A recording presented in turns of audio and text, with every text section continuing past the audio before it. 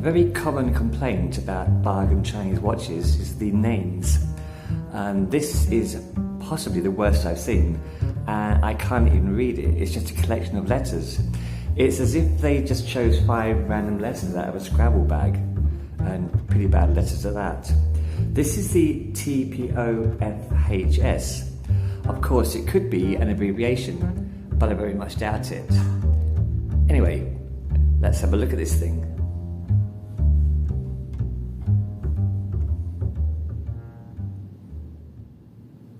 Good day to you all, and welcome back to another BBW review. So today, as you can see, we have yet another homage to the Patek Nautilus.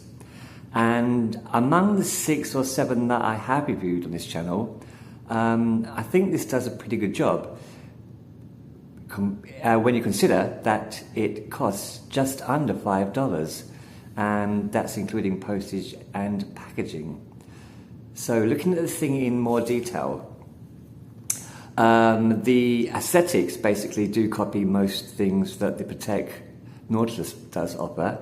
Obviously, the differences are going to be the quality, the movement, and the materials.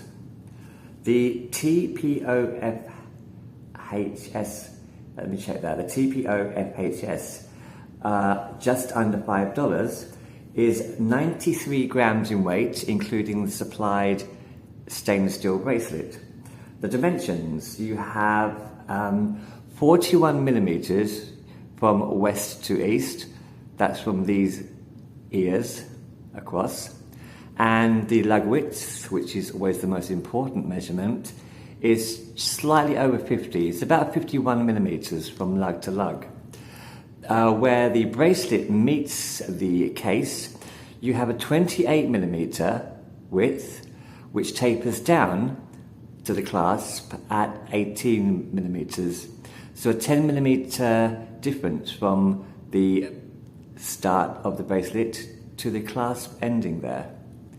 The girth of the watch, it's quite a slim fit watch. It's just 11 millimeters from the base to the flat mineral crystal on top, and the crown is a very small crown. It's just 4 millimeters. Could have been a little bit bigger, possibly 5 millimeters would have been much better. It's quite difficult to grip, especially with these guards, these crown guards, but it's not too bad. And there she blows.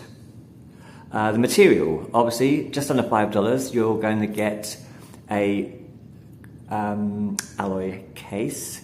This actually isn't chrome polished. It's not actually polished as much as others I have reviewed. Now the bracelet is quite polished, but you can see there is a difference between the hue of the case and the bracelet. Not much, but there is a difference. It's almost sandblasted in feel. It's not smooth, it's almost sandblasted. And it does actually look sandblasted. It doesn't look very expensive looking, but it feels okay. So onto the main face. As you can see, you have a waffle pattern in blue. I think this brand only comes in one colour, which is this deep blue. It's quite a nice waffle pattern, and you have applied indices that copy the Patek going all the way around with the double at the 12. Below the 12 you have the brand name, the TPOFHS, and above the 6, also applied, you have the word Quartz. As you can see from the second hand, for those with OCD second hand, this is not a problem. You can see it does hit all the markers quite accurately. So that's pretty good. The movement obviously is going to be a cheap Chinese movement, but it is pretty good. Now, zooming in for a bit more detail and a closer look at that waffle pattern, you can see that the hands are following the aesthetic of the Patek. They are chrome bordered with a white loom in the center. Although this is not white loom, $5, you're going to get white paint at the very best. Now, Looking at the movement and the minute hand jump, it's not very good. So positioning the minute hand over the 12 and engaging the crown, you do get a jump backwards of about a minute there. Let's try that again. Now holding the crown this time, engage, you don't get that jump. But when you do just lightly press on the crown, it does tend to move quite a bit. There you go. But again, $5. The other feature that copies the Patek is the date positioned at the 3. It's quite a small date, as is the original, and not too obtrusive. I don't like dates, but this seems to be okay. Let's check the date that it does work. And it turns on almost at the 12, which is quite nice. Let's move that forward a bit. So, as you can see, it's not exactly vertical brushing on the bezel, which the original has, and it does, again, seem to have a sandblasted effect on the rest of the case. There's nothing much shiny, there's nothing polished much here at all. It all seems to be sandblasted or applied to give a sandblasted effect, because it is just a basic alloy case. So let's have a look at the back. So the rear, you're going to get a press-on case cover or back cover, which will give you a basic 30 meters of water resistance. You can't see the details clear enough on this, but it does say stainless steel back, water resistant, and made in the People's Republic of China. And beneath that cover, you're going to get the most basic movement, but it does work and it does keep pretty good time. And again, that second hand does strike all those markers, so not too bad there. Onto the strap itself. So again, 28 millimeters where it joins with the case and tapers down to 18 millimeters at the butterfly clasp.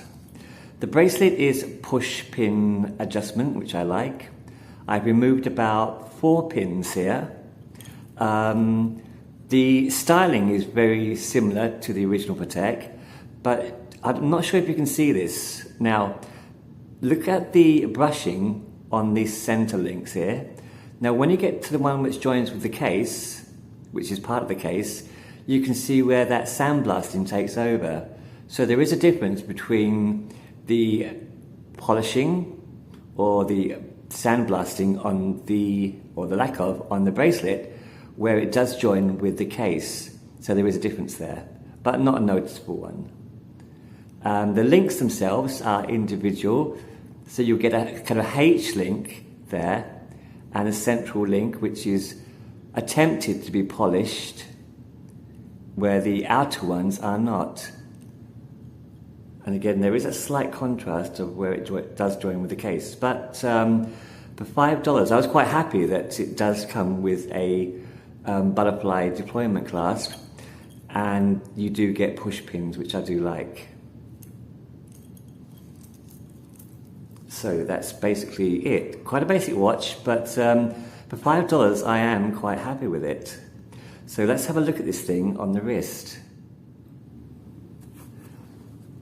So these measurements, they are kind of in my sweet spot, with a 41 millimeter diameter, which is really with the main dial itself, it's about a 40 or 38. But these ears, these protruding ears, and I measured it across the ears, is 41 millimeters. But the more important measurement on the profile you see is the 50 or 51 millimeter lug to lug. And you can see how snug it does fit. 11 millimeter girth to that flat crystal at the top. And there are no gaps at all under the lugs, and so obviously no overhang, so it just flows with the wrist there, again leaving no gaps at all, so really compact, snug feel. And my wrist is 6.5 inch, just for your reference.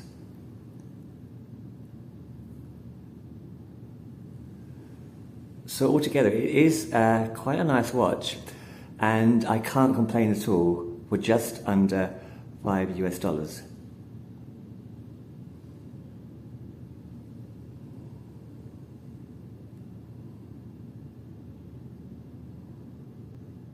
So there you have it, the TPOFHS, homage to the Patek Nautilus.